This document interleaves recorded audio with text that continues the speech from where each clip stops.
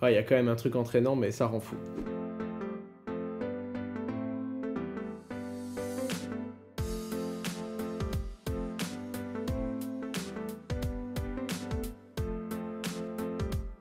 C'est quoi ton âge déjà, Owen? 25 ans. J'ai l'impression que c'est le début d'un épisode de Next, tu sais. Owen a 25 ans et il fait des vidéos.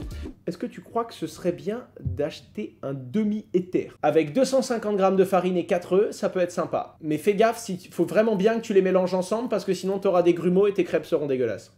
Désolé pour l'humour, mec, mais je sais pas du tout si c'est bien d'acheter un demi-Ether. Ça dépend de qui tu es, ça dépend de ton salaire. Si tu me dis que tu as 195 millions d'euros et que tu as payé tes impôts dessus sur un compte courant, ouais, achète-en un peu plus, tu vois. Si tu me dis que c'est galère, que t'as du mal à boucler le mois, qu'en ce moment tu sens pas encore l'inflation passer, et elle va passer, tu le sais bien, et que tu galères à ramener tes 1003 par mois, je te dis non, non, même si l'Ether peut être un bon pari sur le long terme, je ne ferai pas partie de ces gens qui te diront de mettre la moitié de ce que tu prends par mois sur un demi-Ether. T'es en roue libre. Ouais, là, je dois vous avouer que déjà, il n'y a pas beaucoup d'actu cette semaine, les gars. Ensuite, je devais vous voir hier, mais j'ai pas pu parce que je suis rentré trop tard du week-end. On a fait un week-end avec Vega Management. Il y a Cyrus qui est passé nous voir, c'était cool. Le week-end s'est très très bien passé. À quand l'Ether en lending sur Just Mining? On attend que le merge passe. On a déjà la solution, on a déjà tout ça. On va proposer un lending d'Ether et depuis l'UST, dès qu'on propose un produit de lending, on est très très très carré avec une transparence parfaite et limite éducative et stupide des risques que prend l'investisseur. Parce que maintenant on dessine tout, limite on fait un petit dessin, vous prenez tel risque, vous pouvez gagner tant, vous pouvez perdre tant. Qu'est-ce qui se passe si l'Ether monte? Eh ben vous gagnez, si l'Ether baisse, eh bien vous perdez. Enfin on en vient à dire des choses stupides pour se protéger du gars qui disait ah ben j'avais pas compris que acheter des crypto-monnaies comprenait des risques. Je voulais également vous dire que si vous aviez des questions sur Ether, ce que je faisais, les précautions que prennent les gars de mon réseau et globalement ce qui est vrai, ce qui est pas vrai, parce qu'on entend de tout et n'importe quoi. Hein. On entend des gars qui disent il va se passer ça, d'autres qui disent il va se passer ci. Je sais pas si vous avez vu d'ailleurs, mais il y a eu un vrai step-up au niveau des illustrations dans mes vidéos, les gars. Hein. Les équipes de Vega Management ont fait un boulot de fou furieux et ça devrait être comme ça dans la plupart de mes nouvelles vidéos. D'ailleurs, la vidéo marche plutôt bien, enfin 70 000 vues dans une période de bear market comme celle-ci. Mais en tout cas, voilà, c'est un peu plus illustré. J'essaye de tourner les vidéos un peu plus en amont, ce qui permet de laisser un peu plus de temps aux équipes de montage et aux équipes de post-prod pour que ce soit un peu mieux travaillé. Donc c'est plutôt sympa, j'espère que ça vous plaît. En tout cas, je vois que les contenus comme ça de 10 minutes, quand je vois 5000 likes sur le contenu, je vois un ratio de likes derrière qui est incroyable. Donc merci à vous tous pour ce soutien. Bonjour Asher, je souhaiterais proposer un moyen de paiement en crypto sur ma plateforme e-commerce. Y a-t-il des obligations légales pour proposer ce genre de choses en France? Non. Alors oui, si tu acceptes de la crypto-monnaie et que tu veux recevoir de la crypto-monnaie, à ce moment-là, tu vas devoir comptabiliser ta crypto. Mais sinon, tu peux demander à être payé en euros et à ce moment-là, je te recommande fortement Utrust, mes préférés. N'hésite pas à dire que tu viens de la part de Just Mining ou de Asher, tu auras peut-être même une réduction sur tes fees. CoinGate, qui marche très bien, avec qui on a bossé au début et qui était très pro. Ou alors, il y a Coinbase Paiement.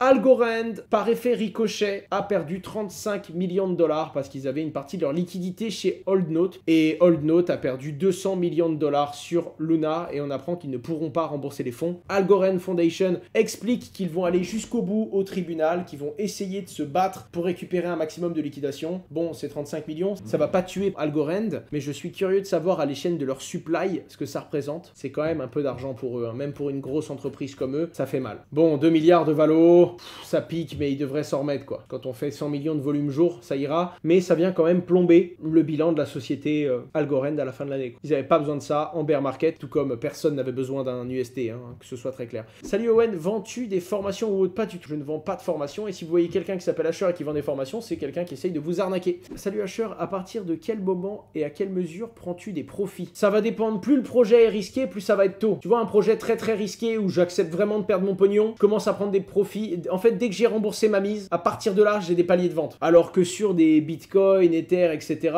ça va vraiment être le temps. Je vais pas regarder un prix, je vais vraiment me dire, ok, échelle de temps à 4 ans ou à 8 ans par exemple. Et ensuite, ça dépend également, est-ce que je suis rentré avant que le token sorte ou est-ce que je suis rentré après que le token sorte? Et tu vas pas avoir le même comportement en fait si tu veux, parce que c'est pas le même raisonnement. Donc en réalité, c'est trop dur de te répondre parce que ça va dépendre non seulement de la place que ça a dans ton portefeuille, en fonction de ton money management, tu traites pas un token qui représente 25% de ton portefeuille comme un token qui en gère 5%, mais également du risque qu'il y a sur ce projet-là. Projet page 25 de CoinMarketCap, tu vas pas avoir les mêmes risques que si tu es sur Bitcoin ou sur Ether, quoi, naturellement. Le basket, les amis, est, selon vous, premier, deuxième ou troisième sport le plus joué et suivi au monde? La réponse est 3. Et d'après vous, quel est le deuxième sport le plus suivi au monde?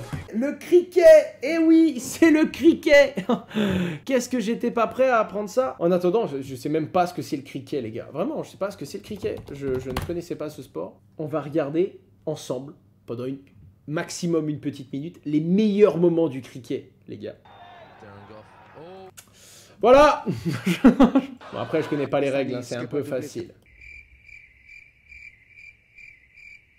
Salut Owen, pourquoi il y a un décalage horaire sur TradingView? Je sais pas, le mieux c'est que tu appelles TradingView et que tu leur demandes. Qu'est-ce que t'en penses? Et pour la fuite d'huile dans ma voiture, je sais pas, appelle ton concessionnaire. Et pour les émaux... Ah, là il faut que tu ailles voir un docteur. Salut Achard, j'ai une question sans réponse depuis plusieurs millions d'années.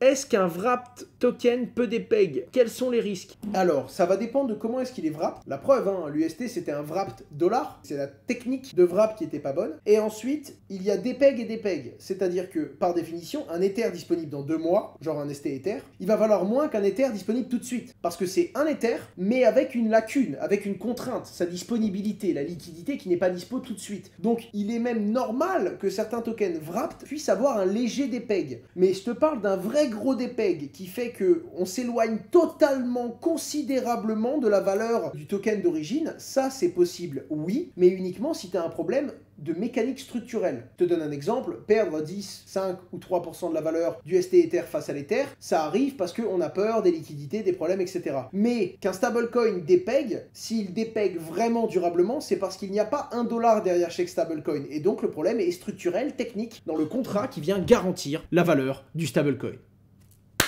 Encore une fois, merci pour tout ce temps que vous avez passé à mes côtés. Vous étiez plus de 1000 pendant plus d'1 heure, c'était un vrai plaisir. Merci beaucoup, surtout pour la donation de votre ressource la plus précieuse, votre temps, chaque semaine. C'était Asher, j'espère vraiment que vous avez passé un bon moment et à la semaine prochaine sur ma chaîne YouTube principale ou sur mon Twitch. Au revoir!